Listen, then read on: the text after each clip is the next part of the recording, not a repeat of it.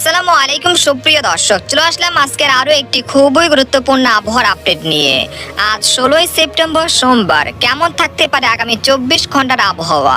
বাংলাদেশ থেকে শুরু করে ভারতের আসাম, মেঘালয় এবং উত্তর থেকে দক্ষিণবঙ্গ, ত্রিপুরা রাজ্যে আগামী 24 থেকে 48 ঘন্টার মধ্যে যেসব জেলাগুলোতে ভারী থেকে অতি ভারী বৃষ্টিপাত হতে পারে, এছাড়া চলমান যে মেঘ বৃষ্টির প্রবণতা সেটা কবে নাগাদ বিদায় নিতে পারে এবং আগামীকাল থেকে আবারও বাড়তে পারে আর্দ্রতাজনিত অস্বস্তি ঘামযুক্ত আবহাওয়া। এছাড়া আগামী 24 ও 25 সেপ্টেম্বর আবারও দেশের দক্ষিণ মধ্যাঞ্চল এবং ভারতের আসাম, মেঘালয় এবং উত্তর থেকে দক্ষিণবঙ্গ, পশ্চিমবঙ্গের বেশ কয়েকটি জেলায় আবারও গভীর নিম্নচাপের কারণে ভারী থেকে অতি ভারী বৃষ্টিপাতের সতর্কতা জারি করা হয়েছে।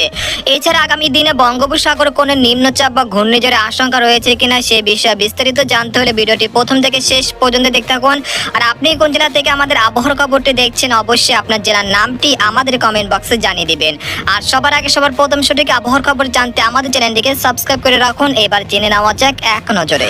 বন্ধুরা, এই পর্যায়ে আমরা সরাসরি উপগ্রহের চিত্রে চলে আসলাম। এখান থেকে আমরা দেখতে পাচ্ছি যে গতকালে আপডেটে আমরা বলেছিলাম যে দক্ষিণবঙ্গে যে নিম্নচাপটি অবস্থান করেছিল সেটা ধীর গতিতে তার শক্তি হারাচ্ছিল। সেটা এই মুহূর্তে কিন্তু ধানবাদের উপরে অবস্থান করছে এবং এর প্রভাব কিন্তু চট্টগ্রাম বিভাগ থেকে অনেকটাই কিন্তু কমে আসছে। আমরা দেখতে পাচ্ছি যে গতকালে আপডেটে আমরা বলেছিলাম যে সকাল থেকে চট্টগ্রাম বিভাগে রোদের দেখা মিলতে পারে, সেই সাথে আর্দ্রতাজনিত অস্বস্তি সেটা কিছুটা বৃদ্ধি পেতে পারে, অর্থাৎ তাপমাত্রা 1 থেকে 3 ডিগ্রি সেলসিয়াস পর্যন্ত বাড়তে পারে। সেই পরিস্থিতি কিন্তু আমরা দেখতে পাচ্ছি যে চট্টগ্রাম বিভাগ জুড়ে কিন্তু এরকম আকাশ পরিষ্কার হয়ে গেছে, সেই সাথে রোদ ঝলমলে একটি আকাশ দেখা যাচ্ছে। তবে দেশের দক্ষিণ এবং মধ্যাঞ্চল এবং পশ্চিম অঞ্চলে কিন্তু রোদের দেখা তেমন মেলেনি। তবে আজ দুপুর বা বিকেলের দিকে আবহাওয়া পরিস্থিতি অনেকটা স্বাভাবিক দিকে চলে যেতে পারে। আমরা দেখতে পাচ্ছি যে ইতিমধ্যে কুমিল্লা তারপর সিলেট বিভাগেরও আকাশ পরিষ্কার হয়ে যাচ্ছে এবং আমরা দেখতে পাচ্ছি যে ভারতের ত্রিপুরা রাজ্যের আগারতলা, আমবাসা, উদয়পুর এই অঞ্চলের আকাশও অনেকটাই পরিষ্কার হয়ে গেছে, সেই সাথে রোদেরও দেখা মিলেছে। তবে আমরা দেখতে পাচ্ছি যে বরিশাল বিভাগের কিছু কিছু অঞ্চলের আকাশ আংশিক মেঘলা রয়েছে, তবে তেমন বৃষ্টি বা ভারী বৃষ্টিপাতের সম্ভাবনা নেই। তবে ঢাকা বিভাগের 2-1 স্থানে খুব সামান্য বৃষ্টিপাত বা গরিব বৃষ্টিপাত বা হালকা মাঝারি বৃষ্টিপাত হতে পারে আজ দুপুর থেকে রাতের মধ্যে। আমরা দেখেছিলাম যে গতকাল রাতে ঢাকা, বরিশাল, খুলনা তারপর হচ্ছে রাজশাহী বিভাগের বেশ কয়েকটি জেলায় কিন্তু ভারী বৃষ্টিপাত হতে দেখা গিয়েছিল, যেটা বজ্রপাত সহ এবং কোথাও কোথাও কিন্তু 100 থেকে 150 মিলিমিটার পর্যন্ত অতি ভারী বৃষ্টিপাত রেকর্ডকৃত হয়েছে গতকাল রাতে। আমরা দেখতে পাচ্ছি যে এই মুহূর্তে যশোর, লোহাগাড়া, খুলনা, সাতক্ষীরা, শ্যামনগর, তারপর শাইলকোপা, মেহেরপুর, নড়াইল এই অঞ্চলের আকাশ আংশিক মেঘলা থেকে মেঘলা রয়েছে, সেই সাথে 2-1 স্থানে বিক্ষিপ্ত আকারে ভারী বৃষ্টিপাতও হচ্ছে। যদি খুলনা বিভাগে যারা রয়েছেন আপনাদের এলাকায় যদি বৃষ্টিপাত হয়ে থাকে এই মুহূর্তে আপনারা কমেন্ট করে জানিয়ে দিবেন। এছাড়া আমরা দেখতে পাচ্ছি যে রাজশাহী বিভাগে রাজশাহী, সিংড়া, পুটিয়া, লালপুর, বাগমারা, তারপর হচ্ছে নন্দীগ্রাম, তারপর হচ্ছে আদামদিঘি, আক্কেলপুর, পেতনিখোলা, শিবগঞ্জ, বগুড়া, তারপর রয়েছে নবাবগঞ্জ, তারপর রয়েছে তারাস, এখানে রয়েছে বগুড়া এই অঞ্চলের আকাশ আংশিক মেঘলা থেকে মেঘলা রয়েছে, সেই সাথে 2-1 স্থানে বিক্ষিপ্ত আকারে ভারী বৃষ্টিপাত হতে দেখা যাচ্ছে দেশের পশ্চিম অঞ্চল রাজশাহী বিভাগে। এছাড়া আমরা দেখতে পাচ্ছি যে ঢাকা বিভাগে ঢাকা, ফরিদপুর, মাদারীপুর, তারপর হচ্ছে মুকসাদপুর, শিবচর, তার বালিয়াকান্দি, পাংশা, শিবালয়, নাগপুর, টাঙ্গাইল, বাণীস্থলী, ভালুকা, তারপর কাপাসিয়া, কটিয়াদি, কিশোরগঞ্জ, গাজীপুর, নরসিংদী, মুন্সিগঞ্জ, তারপর হচ্ছে নারায়ণগঞ্জ, হাজীগঞ্জ এই অঞ্চলের আকাশ প্রায় পরিষ্কার বা আংশিক মেঘলা রয়েছে। তবে ফরিদগঞ্জ এবং মাদারীপুরের কিছু কিছু জায়গায় হালকা বৃষ্টিপাত চলছে, যেটা আজ দুপুরের দিকে কেটে যেতে পারে।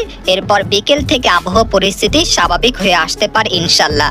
এছাড়া আমরা দেখতে পাচ্ছি যে ময়মনসিংহ বিভাগের আকাশ আংশিক মেঘলা রয়েছে এবং অস্বস্তিকর ভ্যাপসা গরম তেমন নেই। তবে আজ থেকে সেই ভ্যাপসা গরম ধীরে ধীরে বৃদ্ধি পেতে পারে এবং আগামীকাল 17 সেপ্টেম্বর থেকে আর্দ্রতাজনিত অস্বস্তি ঘামযুক্ত সেটা ব্যাপক হারে বৃদ্ধি পেতে পারে। এছাড়া আমরা দেখতে পাচ্ছি রাজশাহী বিভাগ, রংপুর বিভাগে রংপুর, দিনাজপুর, ঠাকুরগাঁও, পঞ্চগড়, তেঁতুলিয়া, এছাড়া রয়েছে লালমনিরহাট, জলঢাকা, চিলমারি, কুড়িগ্রাম, পীরগঞ্জ এই অঞ্চলের আকাশ আংশিক মেঘলা থেকে মেঘলা রয়েছে, তবে তেমন বৃষ্টিপাতের সম্ভাবনা নেই। তবে 2-1 স্থানে খুব সামান্য বৃষ্টিপাত হচ্ছে, যেটা আজ দুপুর পর্যন্ত অব্যাহত থাকতে পারে। এর পরবর্তী সময় অর্থাৎ আজ রাতের দিকে তেমন ভারী বৃষ্টিপাতের সম্ভাবনা দেখা যাচ্ছে না। তবে আলিপুর আলিপুরদুয়ার, কোচবিহার, জলপাইগুড়ি, শিলিগুড়ি, তারপর রয়েছে উত্তর ও দক্ষিণ 24 পরগনা, মালদহ জেলার কিছু কিছু জায়গায় আকাশ আংশিক মেঘলা রয়েছে, তবে ভারী বৃষ্টিপাতের সম্ভাবনা তেমন নেই। তবে দুপুর বা বিকেলের দিকে আবহাওয়া পরিস্থিতি স্বাভাবিক হয়ে আসতে পারে রংপুর বিভাগে এবং উত্তরবঙ্গে। এছাড়া আমরা দেখতে পাচ্ছি যে বর্তমানে দক্ষিণবঙ্গের সবকটি জেলাতেই কিন্তু বিক্ষিপ্ত আকারে হালকা মাঝারি বৃষ্টিপাত চলছে, যেহেতু নিম্নচাপটি কিন্তু দক্ষিণবঙ্গের কাছাকাছি অবস্থান করছে, সেই তার প্রভাবই কিন্তু এরকম বৃষ্টি বা ভারী বৃষ্টিপাত চলছে, যেটা সকাল থেকে এবং গতকাল এবং 3 দিন ধরে এরকম বৃষ্টিপাত দেখা যাচ্ছে দক্ষিণবঙ্গের সবকটি জেলাতে। আমরা দেখতে পাচ্ছি যে কলকাতা, কলাঘাট, তারপর হচ্ছে খড়গপুর, তারপর চন্দননগর, আরামবাগ, এখানে রয়েছে বর্ধমান, শান্তিপুর, বানকুরুলিয়া, পুরুলিয়া, দুর্গাপুর, সিউড়ি, কাটোয়া, তারপর হচ্ছে মুর্শিদাবাদ, কৃষ্ণনগর, তারপর নাইলিহাটি, এখানে রয়েছে পূর্ব পশ্চিম মেদিনীপুর, উত্তর ও দক্ষিণ 24 পরগনা। এই অঞ্চলের আকাশ প্রায় মেঘলা রয়েছে, তবে 2-1 স্থানে বিক্ষিপ্ত আকারে ভারী বৃষ্টিপাত চলছে, আবার কোথাও হালকা মাঝারি বৃষ্টিপাত চলছে, আবার কোথাও কোথাও গুড়ি গুড়ি বৃষ্টিপাত চলছে, সেই সাথে দমকা বাতাসও রয়েছে। এই পরিস্থিতি আজ রাত পর্যন্ত থাকতে পারে। এরপর আগামীকাল 17 সেপ্টেম্বর থেকে দক্ষিণবঙ্গের সবকটি জেলার আবহাওয়া পরিস্থিতি স্বাভাবিক হয়ে আসতে পারে ইনশাল্লাহ। অর্থাৎ আগামীকাল 17 সেপ্টেম্বর থেকে বাংলাদেশ থেকে শুরু করে উত্তরবঙ্গ, আসাম, মেঘালয় এবং পশ্চিমবঙ্গ এবং ভারতের ত্রিপুরা রাজ্যে যে বৃষ্টি বা ভারী বৃষ্টিপাত চলেছিল, যেটা গত কয়েকদিন ধরে, সেই বৃষ্টিপাত আগামীকাল থেকে কমে আসতে পারে। সেই সাথে আর্দ্রতাজনিত অস্বস্তি, ঘামযুক্ত আবহাওয়া সেটা ব্যাপক হারে বৃদ্ধি পেতে পারে এবং আগামী 24 সেপ্টেম্বর পর্যন্ত এরকম চলতে পারে ঘামযুক্ত আবহাওয়া এবং আর্দ্রতাজনিত অস্বস্তি, সেটা 24 তারিখ পর্যন্ত চলতে পারে। এরপর 24 তারিখ রাত বা বিকেল থেকে আবার একটি লঘুচাপ বা নিম্নচাপ আসতে পারে, যার প্রভাবে বাংলাদেশ থেকে শুরু করে ভারতের আসাম, মেঘালয় এবং উত্তর থেকে দক্ষিণবঙ্গ এবং পশ্চিমবঙ্গের সবকটি জেলাতেই আবার একটি ভারী বৃষ্টিপাত তৈরি হতে পারে। তো এই পর্যায়ে আপনাদেরকে সেই বৃষ্টিপাত বা সেই ভারী বৃষ্টিপাত কবে নাগাদ আসতে পারে সেটা আপনাদেরকে বিস্তারিতভাবে দেখিয়ে দিচ্ছি, বায়ু মোডে বা বজ্র বৃষ্টি মোডে আপনাদেরকে দেখিয়ে দিচ্ছি।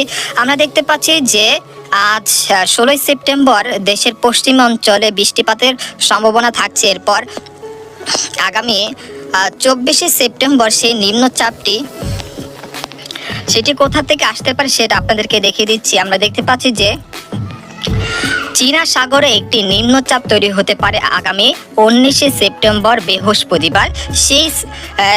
সেটি ঘূর্ণিঝড়ের রূপ নিয়ে সেটি হংকং বা চীনের দিকে আঘাত হানতে পারে। এরপর সেটি ভিয়েতনাম হয়ে 22 সেপ্টেম্বর সেটি ভিয়েতনাম হয়ে মায়ানমারে আঘাত হানতে পারে। এরপর 23 সেপ্টেম্বর সেটি ভারতের ত্রিপুরা রাজ্যে আঘাত হানতে পারে। এর প্রভাবে 23 সেপ্টেম্বর রাত থেকে চট্টগ্রাম বিভাগে ভারী বৃষ্টিপাত শুরু হয়ে যেতে পারে। এরপর 24 সেপ্টেম্বর সেটি বাংলাদেশে পুরোপুরিভাবে ঢুকে যাবে। এর প্রভাবে ঢাকা, খুলনা, বরিশাল, চট্টগ্রাম, তারপর হচ্ছে ময়মনসিংহ, রাজশাহী, রংপুর, সিলেট বিভাগের সবকটি জেলাতেই ভারী বৃষ্টিপাত চালু হয়ে যেতে পারে 24 সেপ্টেম্বর থেকে। এরপর 25 সেপ্টেম্বর সেটি ভারতের উত্তরবঙ্গ এবং পশ্চিমবঙ্গে ভারী বৃষ্টিপাত ঘটাতে পারে। অর্থাৎ আগামী 23 সেপ্টেম্বর পর্যন্ত আবহাওয়া স্বাভাবিক থাকতে পারে। এরপর 23 সেপ্টেম্বর রাত থেকে ভারতের ত্রিপুরা রাজ্য এবং চট্টগ্রাম বিভাগে ভারী বৃষ্টিপাত চালু হয়ে যেতে পারে। এরপর 24, 25, 26 সেপ্টেম্বর পর্যন্ত এই নিম্নচাপের প্রভাবে টানা 3 দিন ভারী বৃষ্টিপাতের সম্ভাবনা তৈরি হতে যাচ্ছে আগামী দিনে। তো এই ছিল আজকের খবর। তো আজকের মতো এখানে বিদায় নিলাম, দেখা হবে পরের একটি ভিডিওতে। সেই পর্যন্ত আমাদের সাথে থাকুন, ধন্যবাদ।